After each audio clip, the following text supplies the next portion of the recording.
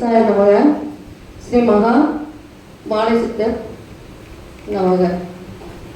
ஐயா, நான் முதன்முறையாக நான் இந்த இடத்துக்கு வரேன்.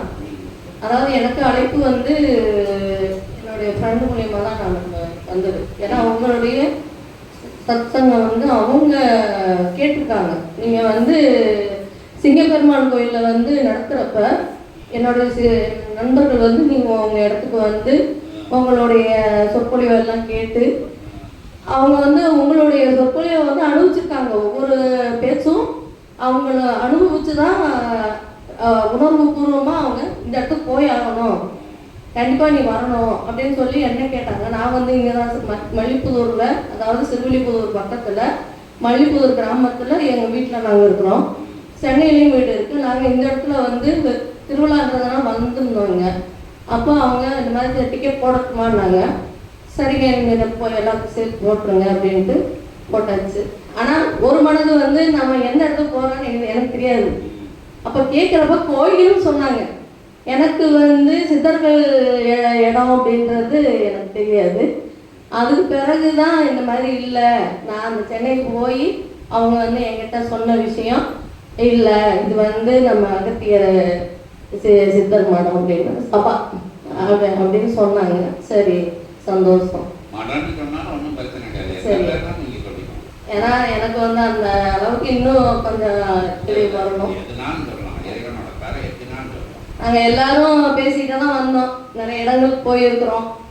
ஆனால் இந்த இடத்துல எனக்கு குருநாதர் கிடைச்சிட்டாரு. இது சத்தியம்.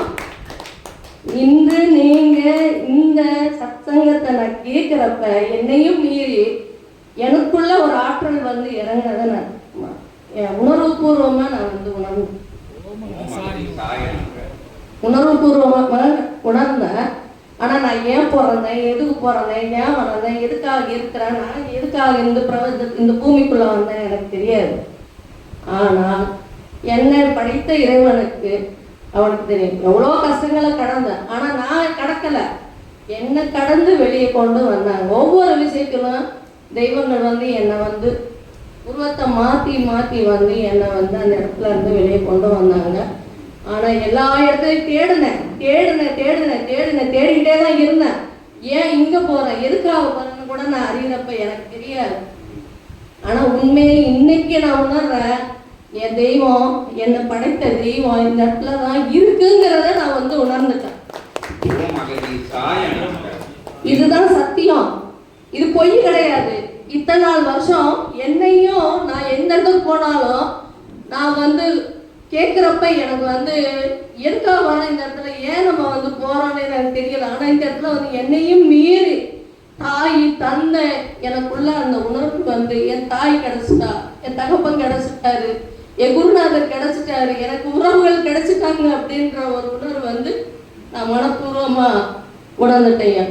இன்னொரு விஷயம், நீங்க அந்த கோமாதன பூஜை பண்றப்ப உள்ள நீங்க போனதை நான் பார்க்கல.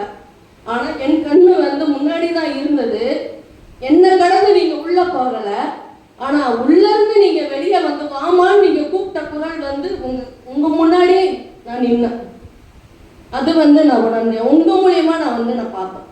அதாவது அகத்தீஸ்வரர்கிட்ட உங்க மூலியமா இன்னைக்கு என் கண் கூட பார்த்த நிகழ்வு இதுதான். இதுதான் நான் இன்னைக்கு உணர்ந்த உணர்வு. இதுக்கு மேல எனக்கு சொல்ல தெரியல. ஆனா அகத்தீஸ்வரர் ஐயா கிட்ட நான் கேட்கிறேன், நான் பிறந்ததுக்கான காரணத்தை மட்டும் கொஞ்சம் சரி சொல்லவா, அனுமதி இருந்தா சொல்லுவாங்க. நீங்க இவ்வளவு சொன்னதுனால ஏதாச்சும் எங்கேயாச்சும் உங்களை மாதிரி ஆட்களை தேடித்தான் நாங்கள் ஊரா சச்சங்கம் போடுவோம். சச்சங்கம் எதுக்கு கிளைச்சபை இது எதுக்குன்னா, இப்படி பூர்வ ஜென்ம தொடர்பாளரை தேடக்கூடிய பணி தான் பிரபஞ்சம் பண்ணிக்கிட்டு இருக்கு. உங்கள் மூலியமா சபை பணியாற்றும், உங்கள் எல்லையில இருந்து அப்படிங்கிறதுக்கு அகத்திய பெருமான்கிட்ட அனுமதி கேட்டு உங்கள் மூலமா உங்கள் பகுதியில ஒரு அமைப்பு ஏற்படுத்தப்பட்டு அதற்குண்டான நிகழ்வா உங்களுக்கு அந்த, ஏன்னா உள்ள போல செங்கல்பட்டுலேயே நிக்கி எங்களால் உள்ள காலடி எடுத்து வைக்க முடியல. ஒவ்வொரு தளமா தேடிக்கிட்டு ஆட்கள் வந்துக்கிட்டு இருக்காங்க. உங்களை மாதிரி 1-2 சீடர்கள் உள்ள கிடைச்சிருக்காங்க.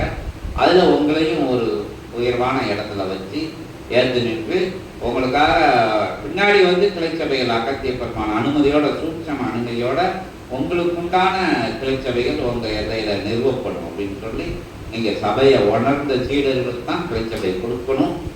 உணராத சீடர்களை கொடுத்து உணர வைக்கக்கூடிய பணியும் இங்க நடந்துகிட்டு சூட்சமத்துலன்னு சொல்லி அற்புதமான நிலையில நீங்க அதன் பொருட்டு தான் உங்க எல்லையில வந்து அவங்க உங்களை கூப்பிட்டு நீங்க இந்த எல்லையில இருந்து அங்க போய் திருப்பி இந்த எல்லைக்கு வந்த நிகழ்வுகளும் அப்படிதான். அந்த எல்லையில இருந்து போய் நீங்க வந்துட்டாரு.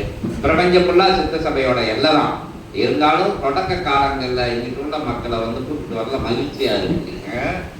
எல்லாரும் எங்க முன்னோர்கள் இங்க இருந்தாங்க, மூத்தோர்கள் இங்க இருந்தாங்க. ஏன்னா ஒரு தொடர்புக்கு அது வந்து ரொம்ப ரொம்ப ரொம்ப நெருக்கத்துல வர்றதுக்கு உண்டான இயல்புல நெருக்கத்துல உண்டான வர்றதுக்கு சூட்சமத்துல இருக்கு. எல்லா எல்லைகளையும் எல்லா தேசங்கள்லையும் எல்லா மொழி பேசக்கூடிய இடங்கள்லையும் இருந்தாலும் கூட உங்களுக்கு மகிழ்ச்சியா இருக்கும். நம்ம பகுதியில் இப்படி ஒரு சபை இருக்கு, இப்படி ஒரு சித்தர் இருக்காங்க, இப்படி ஒரு சித்த சபை இருக்கு, இப்படி ஒரு இறை நூல் இருக்கு, இப்படி ஒரு உயர் பணி செய்தாங்க, நம்ம தேடின நிலை கிடைச்சிருக்கோம் அப்படின்னு சொல்லி கண்டுகொண்டேன் அப்படிங்கிற நிலையில நீங்க அகத்திய பெருமான்கிட்ட வந்து நிற்காங்க. நாங்களும் ஒரு சீடர்களை கண்டுகொண்டோம் அப்படின்னு சொல்லி அதை அகத்திய பெருமான் திருவடிகளை சமர்ப்பணம். ஓம் அகதி சாய நமக. என் புற்று வாழ்க அகத்தியமே ஜெயம் ஆனந்தமே அகதி. உங்க பேர் சொல்லுங்க. என் பேர் சௌந்தராயா. சரி. ஓம் அகதி சாய நமக.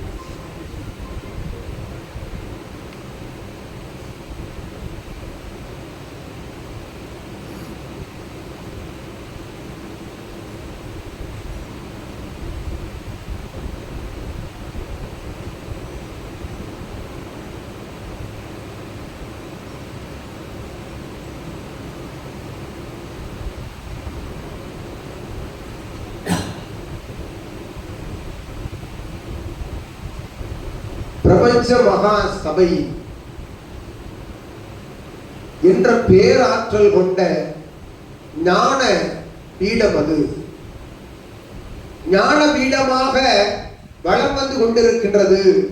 ஞான பீடத்தினுடைய ஆசானாக அவன் அமர்ந்த தளமெல்லாம் பிரபஞ்ச மகா சபையாக உருவகம் எடுத்துக் கொண்டிருக்கின்றது.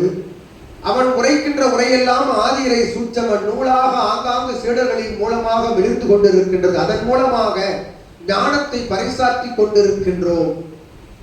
அவ்வாறு பறைசாற்றுகின்ற பொழுது சச்சங்க பெருவிழா ஆங்காங்கு நடைபெற்றுக் கொண்டிருக்கின்ற பொழுது அமர்ந்திருப்பவர்கள் எண்ணிக்கையில் அடங்காது அமர்ந்திருப்பார்கள். உணர்பவர்கள் ஒரு சில எண்ணிக்கையில் உணர்கின்றார்கள். உணர்ந்தவர்கள் கூட அதனை உணர்த்தாது செல்கின்ற காலங்கள் நடந்து கொண்டிருக்கின்ற பொழுது வந்து அமர்ந்த கணம் முதல் திருநாளாம் வாசி பெருநாள் அன்று அற்புதமாய் கோமாதா பூஜைகள் கலந்து உயர்வான நிலையோடு வருகின்ற தலம் எத்தனம் என்று கூட அறியாது, அதன் சூட்சமங்கள் புரியாது, ஆற்றல் தெரியாது அமர்ந்த கணம் இறை சபையினுடைய ஆசானை உருவாக ஏற்றுக்கொள்கின்றேன் என்று மனப்பூர்வமாக உளமாற தெரிவித்த நிலை, சரணாகதியோடு தெரிவித்த நிலைக்கு அவ்வார்த்தை கேட்டவுடன் உண்மையான சீடர்களின் கண்களில் நீர் கசிந்ததை கண்டோம். அகத்தியனை சுமந்திருக்கின்ற சீடனாக இறை சூட்சமம் நூல் ஆசியோடு சித்தனவன் அனுக்கிரகத்தோடு ஆசிகளை பகிர்ந்து கொண்டிருக்கின்ற அகத்தியனை தாங்கிய சீடன் காண்கின்றான். உரைத்த கணம் உள்ளுக்குள் ஒரு தவ குண்டலினி மேலெழுந்து அற்புதமாய் அக்காட்சி காண்கின்ற பொழுது கண்ணில் தெரிகின்ற சீடர்களது கண்களில் நீர் பெருகுவதை அகத்தியன் கண்டோம். சீடர் வாழ்த்துகின்றோம். சரணாகதிக்கு உண்மையை உரைத்து உண்மையை உரைத்த நிலைக்கு உருவாக ஏற்றுக்கொள்கின்றோம். என் குலதெய்வம் அமர்ந்த தடமும் அற்புதமாய் அனைத்தையும் பெற்ற நிலைக்கு அகத்தியனார். இதுதான் சரணாகதியின் தத்துவம். உள்ளுக்குள் ஒன்றுமில்லை, பூஜ்யமாக சித்தன் முறைத்தான். ஒன்றுவிடாது இருங்கள், ஒன்றுமில்லாது இருங்கள், அனைத்தும் உள்ளுக்குள் உணரலாம் என்று ஒன்றுமில்லாது நின்றவளே அகத்தியனை கண்டாய் என்று நான் ஆனந்தம். ஓம் அகதீசாய நமக. அற்புதங்கள் இதுதான் சபையில் நடந்தேறுகின்ற அதிசயம். வந்தகணம் உணர்ந்து சபையை ஏற்றுக்கொள்கின்ற சீடர்கள் எண்ணிக்கையில் குறைந்தவர்களாக இருந்தபோது அவர்கள் எல்லாம் பிரபஞ்ச மகா சபையினுடைய அற்புதமான ஆற்றல்கள் என்று அகத்தியன் ஒற்றை அகத்தியனாய் சபையில் அமர்ந்தோம். இன்று எத்துணை அகத்திய ஆற்றல்கள் ஆங்காங்கு வளம் வந்து கொண்டிருக்கின்றன என்கின்ற அத்தகைய இருமாப்போடு கூறுகின்றோம். இன்னொரு அகத்தியத்தை கண்டுவிட்டோம். சிவமகா வாழை சித்தன் என்னும் பேராற்றலுக்குள் புதைந்திருக்கின்ற அகத்திய பேராற்றலுக்குள் இருக்கும் அத்தகைய ஞான நிலைதனை உணர்ந்த சீடர் தம்பதியரே நிச்சயமாய் சச்சங்கம் வெற்றி பெற்று விட்டது.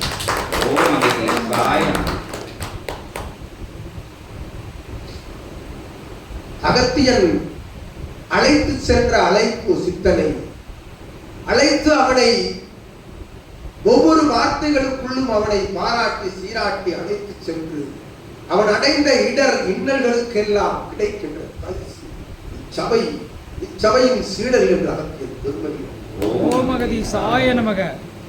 அவனை ஆசானாய் ஏற்றுக்கொள்கின்ற நிலை இருக்கின்றது. சாட்சாத் அகத்தியன் உரைக்கின்றது, சிவபெருமான் தான் உன் குரு, சிவம்தான் உன் குரு, சிவமகா பெருநிலைதான் உன் குரு, சிவம்தான் உன் குலதெய்வம், சிவம்தான் உன் உறவு என்ற அகத்தியன் நல்லாசி. இல்லம் செழித்து ஏற்றவர உன் அருள்நிலை தர்மயுக வாழும் பணி சிறந்து நீ உயர்வாய் இகலோகமதில் என்று அகத்தியன் நல்லாசி. இதற்கு மேல் அகத்தியன் வாழ்த்து கூற வார்த்தை இல்லை.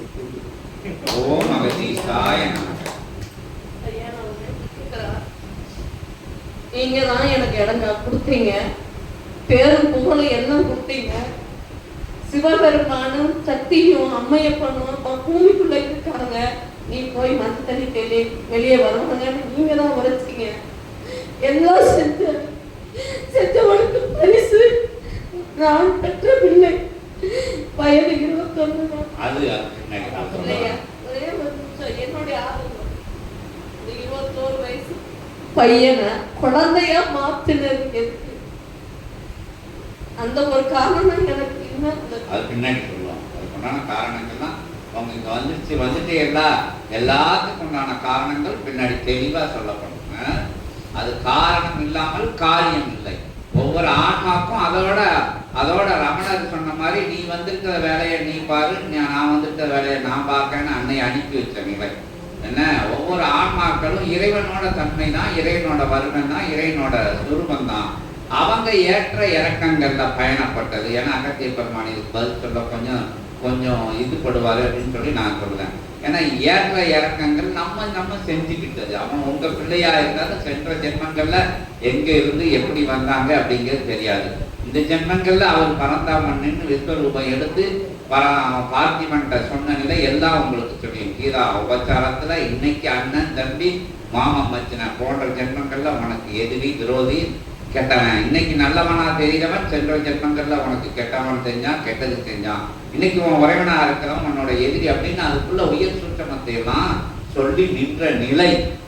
நான் கொடுக்க மாட்டேன், போருக்கு கொடுக்க மாட்டேன், முன்னாடி வரமாட்டேன்னு சென்ற நிலைக்கு தர்மத்தை நிலைநாட்ட உயர் சூட்சமத்தை அப்பட்டமா பார்த்திபன்ட்ட பரந்தாமன் நிகழ்த்திய நிலை போலதான் இன்னைக்கு உங்ககிட்ட நாங்க இங்க இருந்து சொல்ல முடியும்.